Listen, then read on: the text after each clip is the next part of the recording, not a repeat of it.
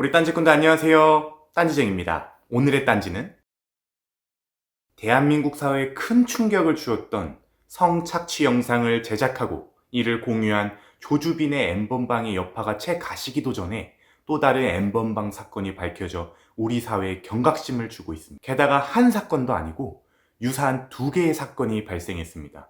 첫 번째 사건은 여성시대 남성 성착취물 공유 사건이고 두 번째 사건은 서울대학교 허위 음란물 제작 유포 사건입니다. 먼저 첫 번째 사건을 살펴보면 한 이슈 유튜버가 여성시대라는 여성 인터넷 커뮤니티를 탐사 보도한 결과 회원들이 데이트 앱을 통해 만난 원나잇한 남성들의 상세한 정보를 후기 형태로 공유한 것을 밝혔습니다. 닉네임은 준이고 나한테는 반포 살고 키는 174에 70kg쯤 된다 했어.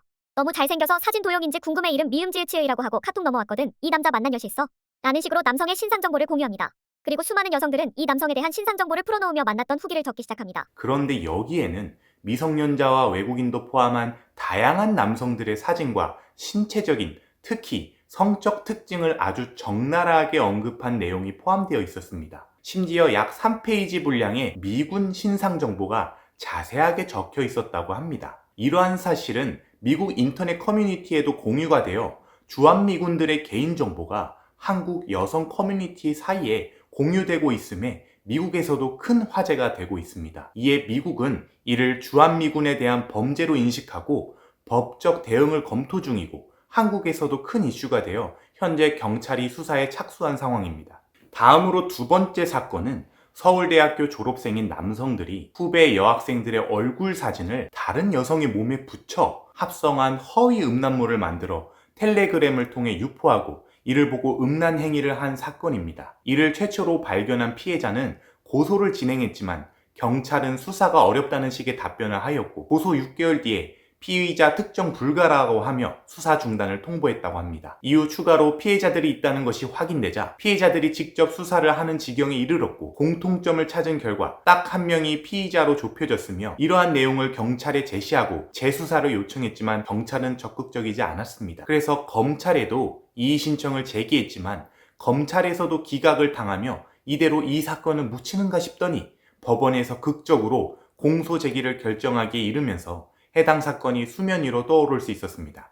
현재 피의자들은 5명, 피해자들은 무려 61명인 것으로 밝혀져 더욱 충격을 주고 있습니다. 결과적으로는 진상이 밝혀져 다행이지만 피해자들의 피해 호소에도 불구하고 수사당국의 미온적 대처가 피해자들에게 다시 한번 큰 상처가 되었음이 상기됩니다. 두 사건의 공통점으로는 가해자들이 성을 그저 해소해야 할 대상이요 본인 욕구 충족의 하나의 수단으로 보고 본인들의 뒤틀린 성적 욕망을 충족하기 위해 이런 범행을 한 것이 읽혀집니다. 또 디지털상에서 이뤄진 범죄로 쉽게 다른 가해자들이 참여할 수 있었고 조직적이었으며 익명이 보장돼 가해자들의 행보에 더욱 주저함이 없었던 점도 읽혀집니다. 또한 성범죄의 형태가 온라인에서 진행되는 디지털 성범죄였다는 것입니다.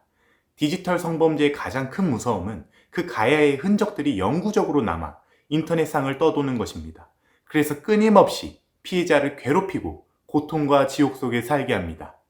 한편 보통 성범죄는 가해자가 남성, 피해자가 여성이라는 인식이 있는데 여성시대 성착취물 사건을 통해 읽혀지는 것은 여성 또한 가해자가 될 수 있고 남성도 피해자가 될 수 있다는 것입니다. 즉 성범죄는 남녀 모두가 할 수 있다는 이야기. 성범죄 발생을 막고 더 이상 눈물 흘리는 피해자가 나오지 않게 하기 위해서는 수사당국의 빠르고 적극적인 대처와 더불어 성범죄를 매우 무겁게 엄정히 다뤄야 함이 읽혀집니다. 살인보다 더 엄정하게 처벌해야 됩니다. 우리나라의 판례들을 보면 성범죄는 외국에 비해서 또 국민들의 기대에 비해서 항상 낮은 강도로 처벌되어와 국민들의 원성을 사고 있는 것이 현실입니다. 왜 성범죄 처벌은 항상 솜방망이 수준인 겁니까? 다시는 성범죄를 저지를 생각을 하지 못하게 성범죄가 정말 큰 죄구나 생각이 들게 극형에 처해야 됩니다. 살인은 생명을 죽이는 것입니다. 그 생명은 어디서 나옵니까? 사랑과 성의 결합으로 나옵니다. 그렇다면 생명의 기원이 되는 그 사랑과 성을 유린한 것은 살인보다 큰 범죄 아닙니까? 사랑과 성이 하나 되어 생명의 결실을 맺고 더 나아가 혈통으로 이어진다는 것을 생각할 때 성을 유린한다는 것은 사랑도 유린하고 생명의 기원을 잔인하게 찢어 밝히고 이어질 혈통까지 잔인하게 짓밟는 최악의 범죄인 것을 우리는 꼭 기억하고 명심해야 됩니다.